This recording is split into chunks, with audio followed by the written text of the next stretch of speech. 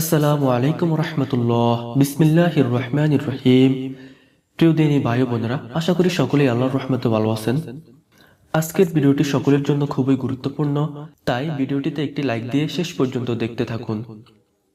যতদিন বেঁচে থাকবেন এই তিনটি আমল করুন, মৃত্যুর সাথে সাথেই আপনি জান্নাতি। সুবহানাল্লাহ।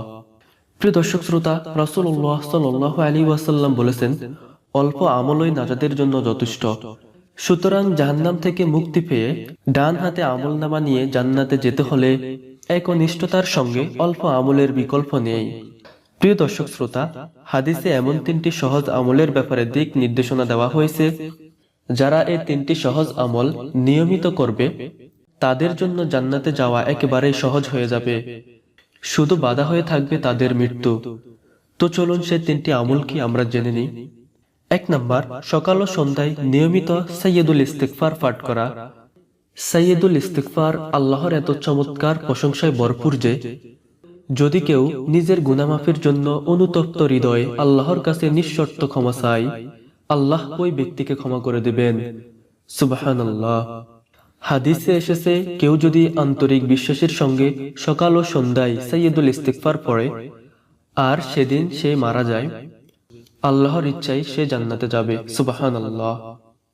সাইয়্যিদুল ইস্তিগফার হলো, আল্লাহুম্মা আনতা রাব্বি লা ইলাহা ইল্লা আনতা খলাকতানি ওয়া আনা আবদুকা ওয়া আনা আলা আহদিকা ওয়া ওয়াদিকা মাস্তাতাতু আউযু বিকা মিন শাররি মা সানাতু আবুউ লাকা বিনি'মাতিকা আলাইয়া ওয়া আবুউ বিযামবি ফাগফিরলি ফাইন্নাহু লা ইয়াগফিরুয যুনুবা ইল্লা আনতা। অর্থ, হে আল্লাহ, তুমি আমার প্রতিপালক, তুমি ছাড়া কোনো প্রভু নেই।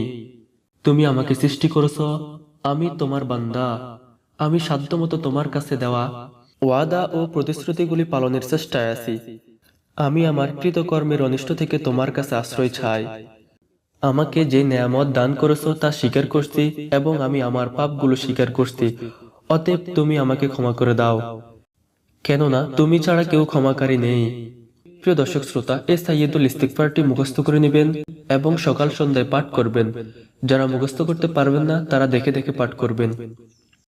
2 নাম্বার, প্রতিদিন একবার সূরা মুলুক পাঠ করবেন। কোরআনুল কারীমের 29 পারার প্রথম সূরা এটি। এই সূরাটি প্রতিদিন একবার পড়লে মুমিন ব্যক্তির জন্য জান্নাত সুনিশ্চিত। দৈনন্দিন আমলের সূরাগুলোর মধ্যে এটি একটি, যা প্রতিদিন এশার নামাজের পর পড়া হয়। এছাড়াও যাদের সূরাটি মুখস্থ আছে তারা চাইলে 5 ওয়াক্ত নামাজের পরেই এই সূরাটি তেলাওয়াত করতে পারেন। এই সূরায় মহান আল্লাহর স্মরণ ও তার প্রতি ভয় সৃষ্টি হয় এবং নেক কাজের আগ্রহ বাড়ায়। সূরা মুলুক পড়ার মাধ্যমে নামাজ আদায় করলে দিনব্যাপী অগণিত খারাপ কাজের মাঝে একটি ভালো কাজ করার অন্যরকম অনুভূতি পাওয়া যায়। সূরা মুলুক নিয়মিত পাঠকারীকে কবরের আযাব থেকে রক্ষা করবে আল্লাহ তাআলা। কিয়ামতের দিন সূরা মুলুক তার তেলাওয়াতকারীকে সুপারিশ করে জান্নাতে নিয়ে যাবে। সুবহানাল্লাহ। তাই প্রিয় দর্শক শ্রোতা, প্রতিদিন একবার হলেও সূরা মুলুক পাঠ করুন। 3 নাম্বার, প্রত্যেক ফরজ সালাতের পর আয়াতুল কুরসি পাঠ করা। প্রত্যেক ফরজ নামাজের পর কোরআনুল কারীমের মর্যাদাপূর্ণ আয়াত আয়াতুল কুরসি পাঠ করা। এতে বান্দা তাওহীদের শ্রেষ্ঠ ঘোষণাগুলো তেলাওয়াত করে। যে ব্যক্তি প্রত্যেক ফরজ নামাজের পর আয়াতুল কুরসি পাঠ করে, ওই ব্যক্তি ও জান্নাতের মাঝে এতটুকু দূরত্ব থাকে যে সে যেন শুধুমাত্র মৃত্যুবরণ করছে না বলেই জান্নাতের নেয়ামতগুলো উপভোগ করতে পারছে না। সুবহানাল্লাহ। প্রিয় দর্শক শ্রোতা, তাই আমাদের সকলের উচিত সকাল সন্ধ্যায় সাইয়্যিদুল ইস্তিগফার পাঠ করা, দিনের যে কোনো সময় সূরা মুলুক পাঠ করা এবং প্রত্যেক ফরজ সালাতের পর আয়াতুল কুরসি পাঠ করা। এই 3টি আমলই জান্নাতে যাওয়ার জন্য যথেষ্ট। তাই প্রিয় দর্শক শ্রোতা, প্রতিদিন নিয়মিতভাবে এই 3টি আমল করার চেষ্টা করুন। আল্লাহ তাআলা আমাদেরকে সুনিশ্চিত জান্নাত লাভের জন্য এই 3টি সহজ আমল নিয়মিত করার তৌফিক দান করুক। আমিন সুম্মা আমিন। প্রিয় দর্শক শ্রোতা, আজ একটি গুরুত্বপূর্ণ আমল নিয়ে আলোচনা করলাম।